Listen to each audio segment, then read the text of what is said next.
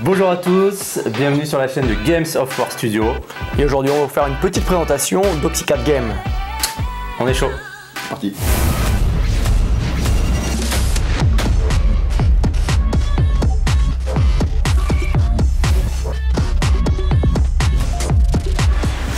Salut les hobbyistes, je suis John de Games of War Studio et aujourd'hui je suis en compagnie de Hugo et Fabrice d'Oxycat Game. Est-ce que vous pouvez vous présenter? On est les co-auteurs, co-éditeurs de la société d'édition. Donc Oxycat Game qui édite deux jeux, Keris et Olomok, qui sont nos deux bébés depuis déjà quelques années. Quelle fonction vous avez au sein de la société? Comment se répartissent les tâches? Qui est qui grosso modo au sein d'Oxycat Game? Alors, on se répartit les tâches. Alors, du point de vue site web, je le conçois de A à Z. Construction de tout ce qui est infographie, conception des livres. Sur la partie du jeu, Keris, c'est l'univers. Et après, Hugo, c'est toute la partie règles. Game design. Marketing aussi. Voilà, communication. Ouais, communication, game design. Et puis aussi la partie gestion au quotidien, parce que qui dit société dit gestion. Forcément, et ressources humaines aussi. Non, ça va. Vous êtes que deux? On est que deux, les ressources humaines, ça va. On s'autogère. Et vous arrivez à faire tourner tout ça, parce que c'est quand même un boulot monstrueux, à deux. Alors, on n'est pas vraiment que deux, hein. On est deux associés fondateurs de la société d'édition. Après, on a un pool de joueurs qui nous entourent, très actifs sur la partie test notamment, relecture, voilà, avis sur le jeu, sur plein d'aspects. Donc voilà, donc en fait on est, je sais pas combien, une bonne dizaine je dirais, de joueurs, sur chaque jeu. De joueurs actifs sur le développement de nos deux jeux. D'accord, est-ce que vous pouvez me parler du développement justement des jeux, de la création des jeux? Je crois que le premier c'est Keris. Est-ce que vous pouvez me dire dans quelles circonstances vous avez développé le jeu, comment en fait tout simplement il est né quoi? Quand on a commencé déjà en tant que joueur, pas mal de jeux, plutôt escarmouche. Ouais. Et de là, Hugo a décidé, tiens, ça serait bien de faire un jeu.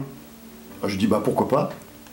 Donc j'avais proposé un petit univers, déjà une trame d'univers sur le jeu de Keris.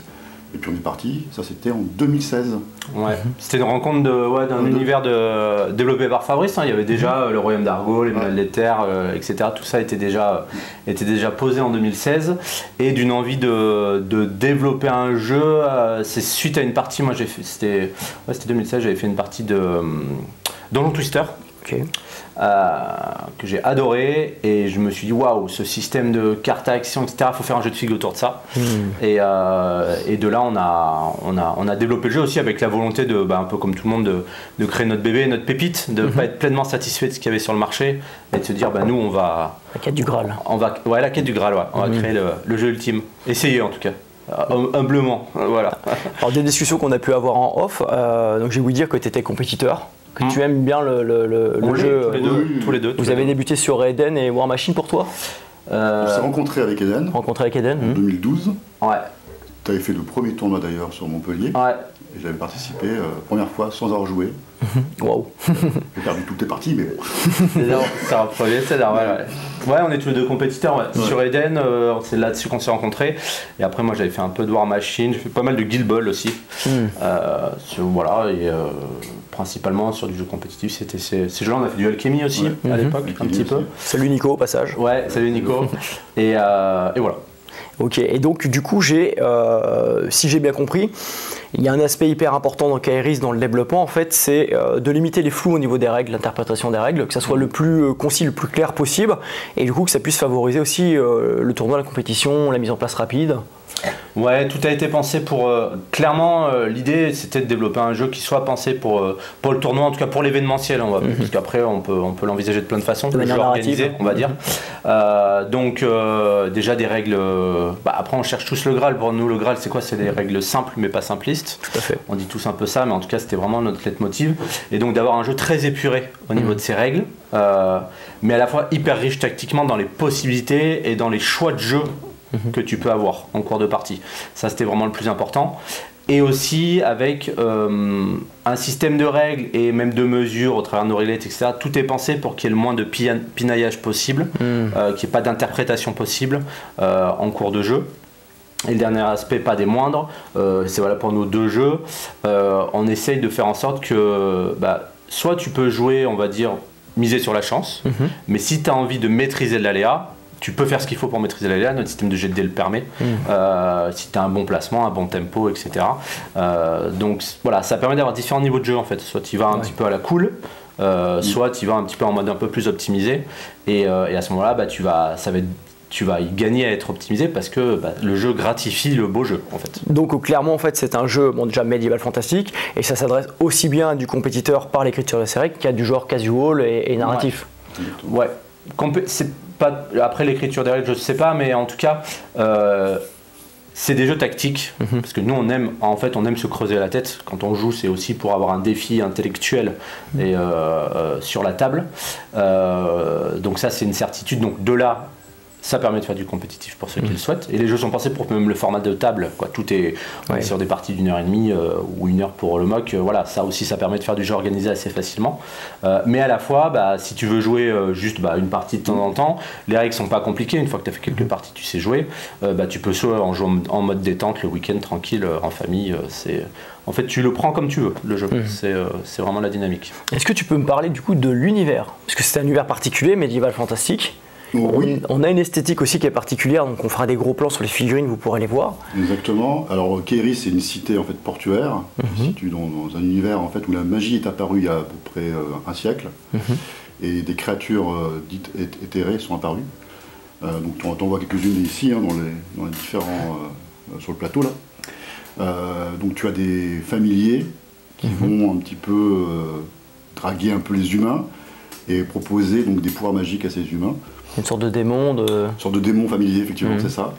Et l'humain, s'il l'accepte, et que le familier également l'accepte, il peut fusionner et créer donc ce qu'on appelle un métamorphe. Comme la gargouille. Comme la gargouille. Ouais.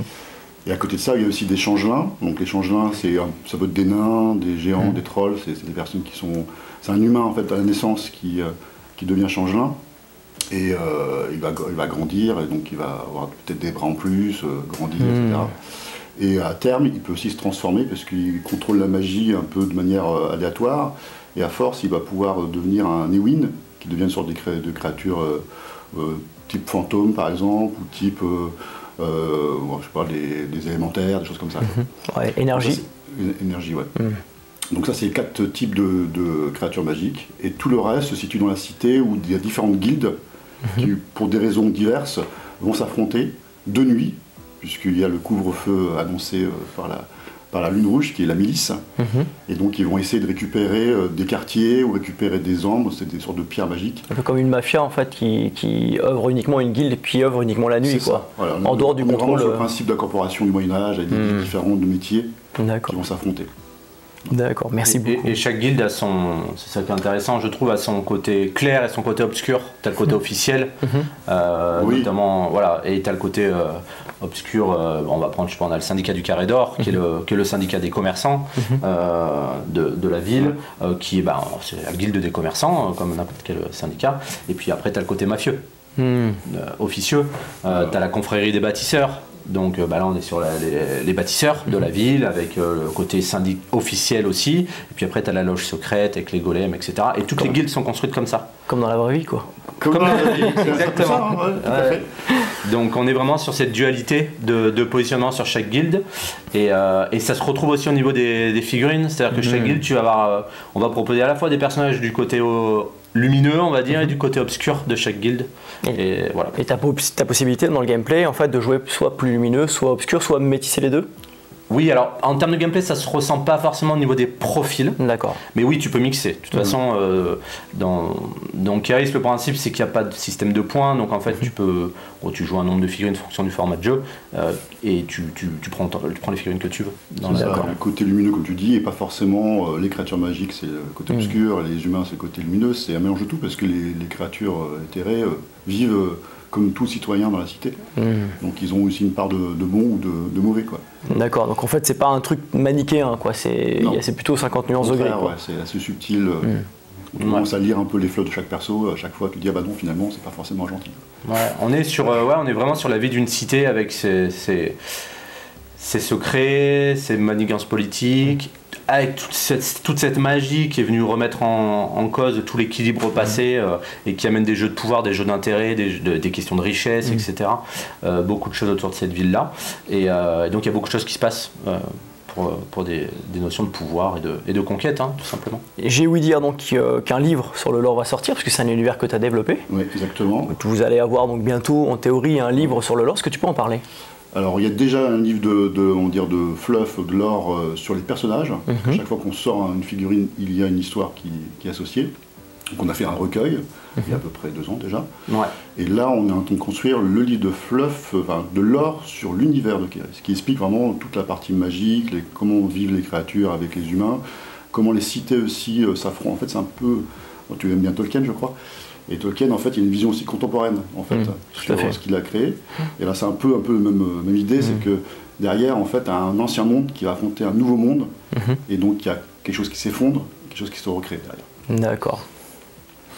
Le bouquin, c'est pour quand? On se donne un délai pour l'année prochaine, grand maximum. On n'ose plus l'annoncer, parce qu'on l'a annoncé souvent. Et, ça fait 2 ans qu'on annonce, et dans 6 mois, et puis... il prend du retard, on est dessus. Voilà, officiellement, le texte est écrit. Ouais. Là, aujourd'hui, il faut faire les images, l'illustration, la mise en page. Voilà, mais en tout cas, vous êtes sûr qu'un bouquin de lore va arriver? Exactement. Tout à fait. C'est vraiment dans les tubes, c'est en cours, soyez patients. Carrément. Et on va aussi rééditer le livre le recueil d'histoires des personnages qui est en rupture de stock, et donc qu'on va rééditer et mettre à jour avec les nouveaux textes qui sont sortis depuis 2 ans. Disponible donc qui sera disponible sur le site, les liens sont dans la description. Est-ce que vous pouvez me parler du deuxième jeu, donc qui est plus récent, Holomok, qui est issu d'ailleurs d'un jeu de rôle? Ouais. Alors Holomok, c'est tout récent, on a lancé un système de précommande sur notre site en mai dernier, donc il y a 1 an de cela. Jeu qui a été livré en septembre, auprès des personnes qui nous ont suivis, qu'on a développé depuis. On a eu pas mal d'extensions qui sont sorties depuis. Et donc Holomok, c'est quoi? C'est un jeu de figurines dans l'univers du jeu de rôle Nock. Nock est un jeu qui a été multiprimé, jeu de rôle français, qui est un jeu dans un univers dystopique, rétro-futuriste, absolument génial, très, extrêmement profond, extrêmement riche, avec des multiples facettes, des possibilités de développement assez dingues, que ce soit en termes d'environnement de jeu, en termes de personnages, en termes d'intrigue, etc. Il y a beaucoup de choses dans cet univers de Nock, et ça a été un vrai coup de cœur pour nous, et de là, en fait, on est allé solliciter donc la maison d'édition 7 Messe Édition, qui édite le jeu de rôle Nock, pour dire écoutez, nous on est chaud pour faire un jeu de figurines dans votre univers. Et de là ça a carrément matché, ils étaient bouillants, et puis même humainement ça a fortement matché avec les équipes de cette messe, et de là est né Holomok qu'on a pu développer. Ils ont une charte graphique de fou. Oui. L'univers il est monstrueux, c'est mon coup de cœur, vraiment. Je trouve que la charte graphique elle est vraiment magnifique. Le lore il est effectivement hyper riche, donc il y a vraiment de quoi exploiter dedans. Et du coup vous avez développé le jeu de figurines avec le moteur de base à peu près la même chose que Kairis, avec les modifications qui permettent de jouer dans l'univers de Nock. Ouais, ça a été un gros travail, ça a pris du temps, parce que moi je pars du principe que pour développer un jeu il faut 3 ans environ, c'est ça. Entre le moment où on commence à travailler dessus et le moment où le jeu est vendu. C'est à peu près 3 ans. Sauf Kairis c'était notre premier jeu, donc Kairis ça a duré beaucoup plus longtemps, mais en tout cas Holomok ça a mis 2 ans. 2 bonnes années, mais on a gagné du temps parce que, comme tu dis, on a repris certaines mécaniques de base de Kairis. Quand je dis mécanique de base, qui est le point commun entre les 2 jeux, c'est la façon dont on gère les jets de dés, c'est la façon dont on gère les actions, c'est la façon dont on gère les déplacements, la surface et les décors. Donc ça fait déjà beaucoup de choses. Mais après, il y a des spécificités. Nous, ce qu'on aime bien dans nos jeux, notamment, on sait qu'il y a actuellement, il y a 2 grandes tendances en termes de jeux, c'est les jeux en alterné et les jeux en tour par tour. Nous, on est sur aucun des 2. C'est vrai que le système est particulier. Que ce soit sur Kairis ou Holomok, moi, ce que je trouve toujours intéressant en termes de jeu, et en fait le plus intéressant, c'est ce que j'appelle le tempo. C'est à quel moment tu vas activer tes figurines, et donc c'est le système d'activation. Et que ce soit sur Kairis ou sur Holomok, on est sur 2 systèmes d'activation qui sont complètement différents, qui leur sont propres, et notamment sur Holomok, on est parti sur un système de planification qui marche bien dans l'univers de Nock, parce que Nock c'est un univers avec une illustration totalitaire, donc il y a un côté très rigide, etc. Très 1984. Très 1984, exactement. Donc ça, c'est quelque chose qu'on a voulu retranscrire. Et au-delà de ça, voilà, il y a eu un énorme travail d'appropriation du lore de Nock, de façon à, quand on joue à Holomock, il faut qu'on soit dans l'univers de Nock. Que ça sointe l'univers de Nock. Et notamment avec une volonté première, c'est que Nock, c'est un univers qui est assez... je pense qu'il ne fait pas très bon vivre dans l'univers de Nock. C'est assez obscur, c'est assez hostile. Holomock est un jeu hostile. Très clairement, c'est volontaire. Mais hostile, mais à la fois on prend notre pied, on rigole avec ça. Ça reste un jeu fun, mais on sait que on va galérer. Que le jeu va nous faire du mal. Et c'est là où tout ce qui fait un petit peu la plus-value de Holomock, c'est que oui, tu vas affronter... tu vas jouer contre ton adversaire, mais en plus de ça, tu as un deuxième adversaire qui est le jeu, qui va avoir un vrai impact tout au long de la partie, qui va t'embêter, il va y avoir des créatures qui vont popper, il va y avoir des événements, il va se passer plein de choses qui font que tu vas devoir, en plus de ton adversaire, gérer le jeu. Et ce qu'on dit souvent, c'est que Holomock, c'est un jeu où il y a plein de façons pour perdre. Et c'est ça qui est fun en fait. Et c'est ça aussi qui amène toute la richesse, c'est-à-dire qu'à un moment donné, pendant la partie, tu peux être en train de perdre au point de victoire tout simplement, et là tu changes ton plan de jeu et tu vas essayer de faire perdre ton adversaire sur un autre aspect, notamment au fiel, etc. Et ça amène plein de petites subtilités, de façons d'appréhender le jeu en fait. C'est ce que j'ai aimé, parce que là j'ai déjà 2 parties dans les pattes de Holomock, et c'est ce que j'ai aimé, c'est le côté un peu Silent Hill où justement il y a des choses de l'extérieur en fait, même de la partie, qui viennent se mêler à la partie et en fait qui vont complètement modifier en fait la game, et ça j'ai trouvé ça vraiment bien. Pour ceux qui ne connaissent pas, c'est un petit peu le principe de l'IA dans certains jeux en quelque sorte, même si c'est pas clairement une IA, mais c'est un peu le même principe, c'est-à-dire que ça va vraiment apporter, en fait on joue contre le jeu, clairement. On joue contre le jeu, et le côté hostilité est apporté justement par tout un tas de cartes qui vont nous permettre d'apporter justement l'hostilité dans le jeu et de faire monter en fait la pression de manière constante, parce que au fur et à mesure qu'on avance dans la partie, dans les tours, la pression est de plus en plus importante en fait. Et ça, j'ai trouvé ça vraiment bien. En fait, on ressent l'angoisse, le côté stress, le côté presque film d'horreur en fait dans le gameplay. Et ça a été hyper bien retranscrit. L'univers de Nock, par l'intermédiaire de ce gameplay, était hyper bien retranscrit. Quelque chose aussi assez unique, c'est que les 2 joueurs peuvent perdre la partie. Ouais. C'est vrai que ça, c'est pas commun. Non. Ouais. C'est vrai, les 2 joueurs peuvent perdre la partie. Oui, mais on a eu le cas où on n'était pas très loin avec le fiel et tout. Carrément, de perdre tous les 2 au final, qu'il n'y a aucun gagnant. Mais puis il y a aussi un aspect qui change un peu et qui est lié à l'univers de Nock, c'est que dans Holomock, notamment tu vas jouer des civils, un photographe, je sais pas, un professeur, etc. Et donc c'est pas un jeu où tu vas jouer que des soldats. Tu peux, notamment ça va venir avec les futures extensions, tu pourras jouer que des gardes noirs, etc. Mais tu peux aussi jouer des civils, des gars qui savent pas forcément bien se battre, etc. Mais c'est pas grave, tu vas quand même t'en sortir. Ils ont des compétences. Parce que ils ont des compétences particulières, parce que le jeu n'est pas axé que combat, et en fait c'est on va dire le combat est une façon de gagner, mais c'en est une parmi d'autres. Et donc ça aussi, ça amène, même en termes de figurines, celles qu'on a déjà sorties et d'autres qu'on va sortir, on est en capacité de sortir des figurines, je pense, qu'on voit moins dans les jeux, parce qu'en fait il n'y a pas que des combattants. Oui, clairement. Ouais. Voilà. Donc, et ça, c'est une compo avec 3 qui tapent pas du tout. 3 civils qui le scénario et qui arrivent quand même à gagner, quoi. Ouais. Mais ça, c'est vrai que c'est une particularité de vos jeux en fait, c'est que vous êtes sur une niche, sur un système de jeu en fait qui est quand même assez unique, et notamment, alors moi j'ai pas encore testé Kairis, mais au niveau de l'Holomock, ça je peux quand même en parler. Plusieurs façons de gagner.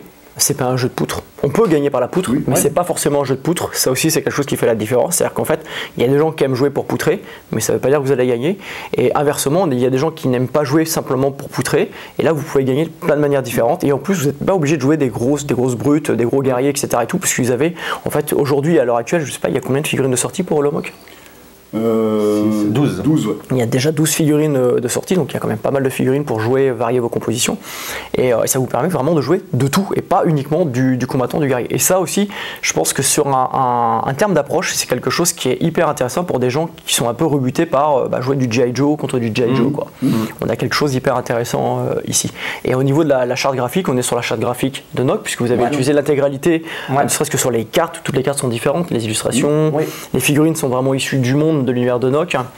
Et tiens, d'ailleurs, est-ce que vous pouvez nous parler du lore, parce qu'on n'a pas parlé du lore. Le lore, il est hyper intéressant aussi. Ouais, en fait, on est à une date indéterminée, parce qu'en fait, l'histoire et l'administration a fait qu'on ne sait plus à quelle période on est. Il y a plusieurs centaines, millénaires, j'en sais rien, d'années. Il y a un gros vaisseau extraterrestre qui est apparu et qui est venu enserrer la Terre dans son intégralité. Donc il faut imaginer une grosse boule de métal qui vient enserrer la Terre et on se retrouve avec il n'y a plus de soleil, on voit plus le ciel et notre ciel ça devient des plaques de métal à 15 km au-dessus de nos têtes.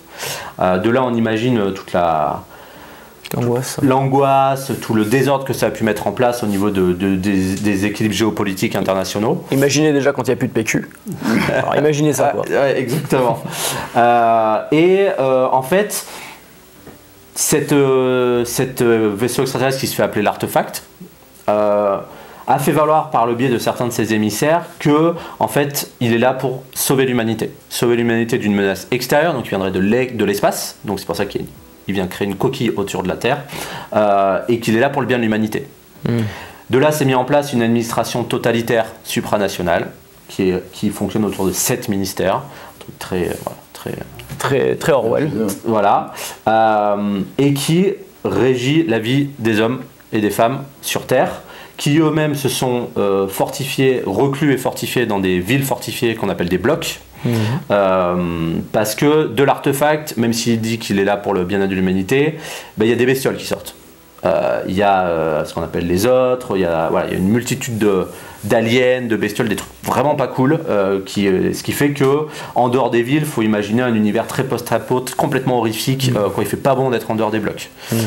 Et dans les blocs, on est dans un truc très normé, très propre, etc., avec une ligne de défense tout autour, et par contre il se passe beaucoup de choses dans les blocs. Pourquoi ? Parce que ça c'est le discours officiel de l'artefact. Il y en a qui le prônent à 200% et donc il se fait même appeler l'objet Dieu. Il y a tout un culte autour de cet artefact. Mais il y a aussi des gens qui mettent en questionnement est-ce qu'il est réellement là pour notre bien.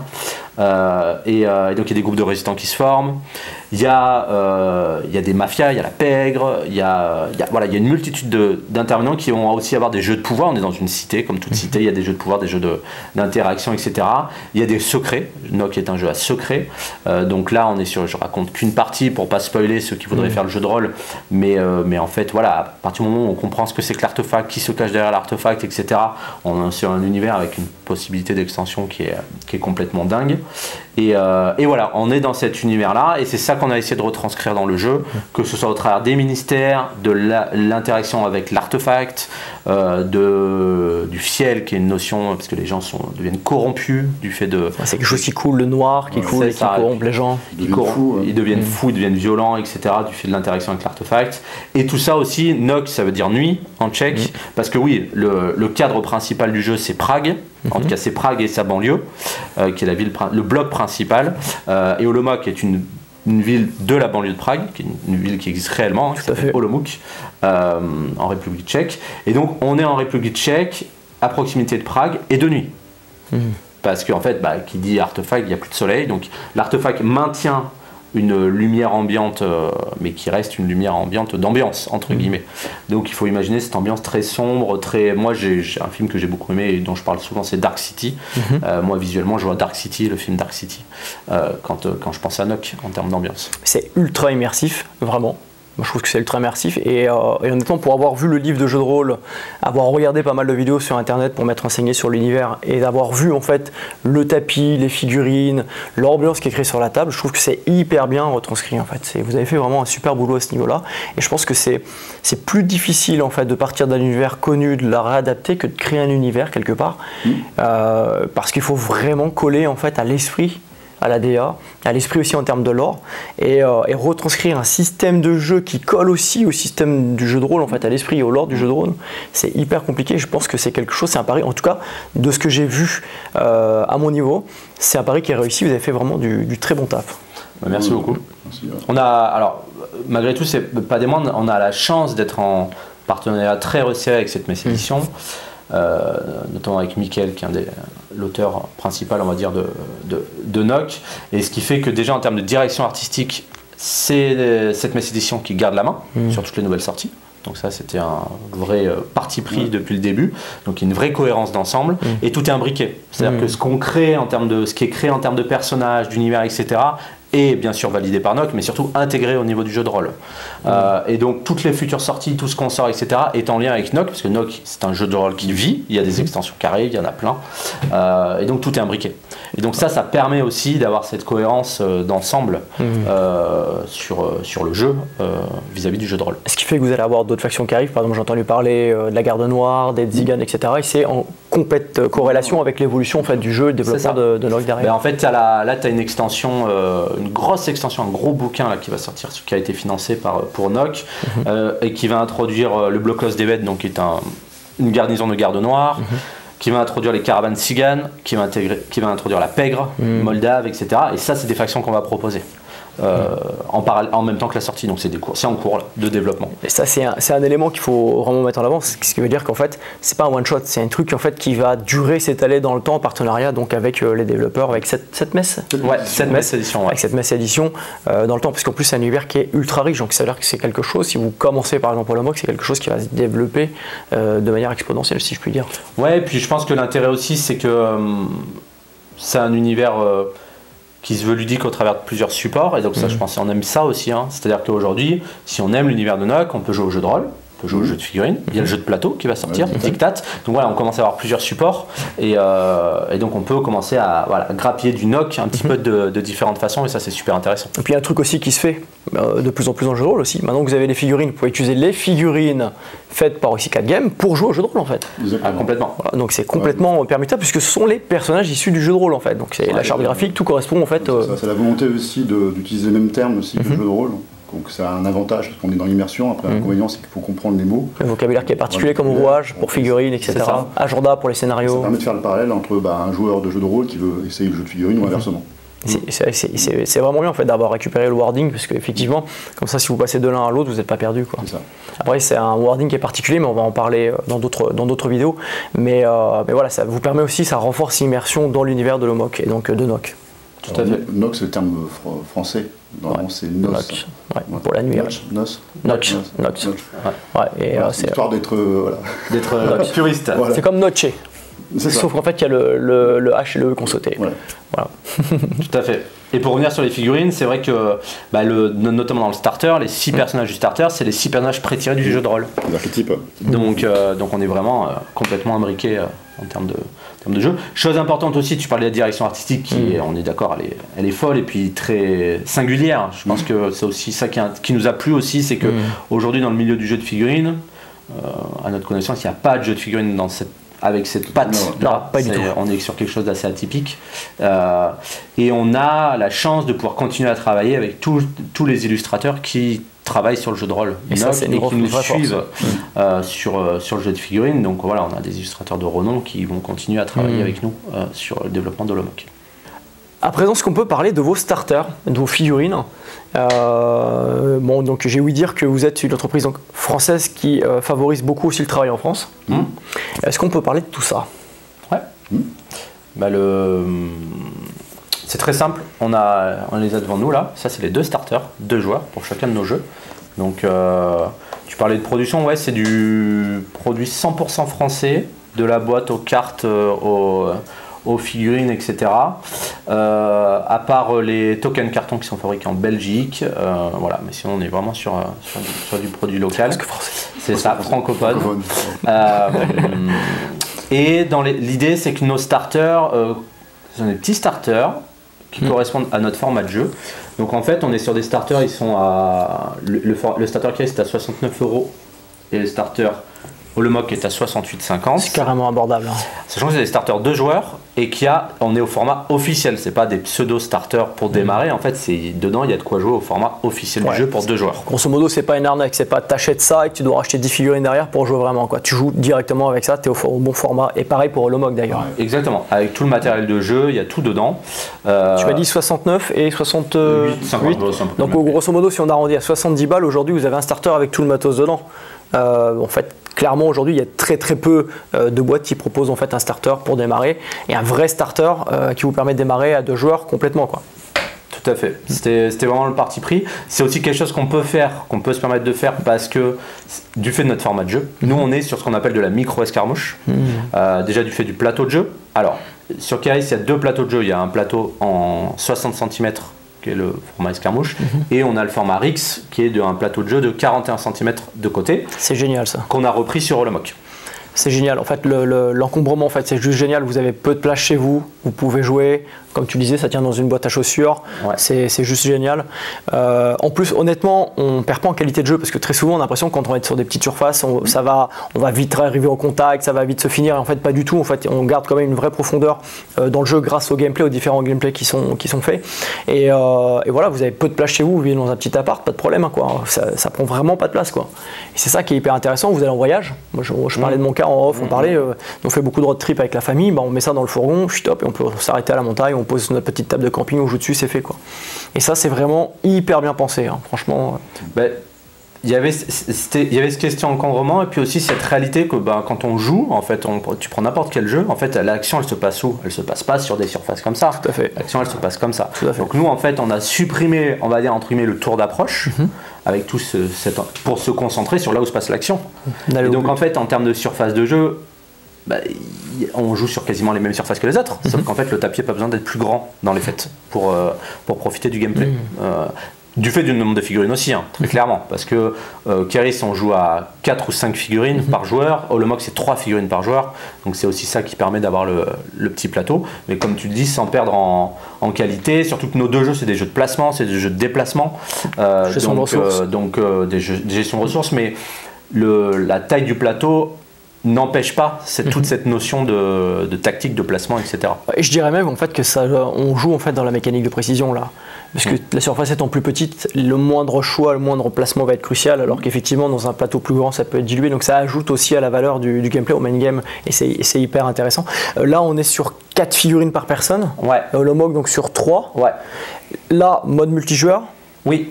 Pas Holomoc par contre. Non. Et il n'y en aura pas. On ne sait jamais non. Voilà. Pour l'instant, c'est pas l'ordre du jour, mais okay. Par contre, le Holomoc, on a développé un jeu solo, mode de jeu solo. Ouais. Très intéressant. Il y a une extension solo qui est dispo sur notre site. Il y a un PDF, il y a une boîte. Ouais, il y a une PDF. En fait, c'est en lien avec une extension à la boîte des autres, des aliens qu'on a sorti.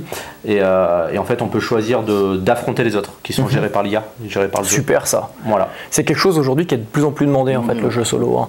Notamment depuis la Covid, en fait, il y a énormément de gens qui se sont mis à jouer tout seuls en fait chez eux.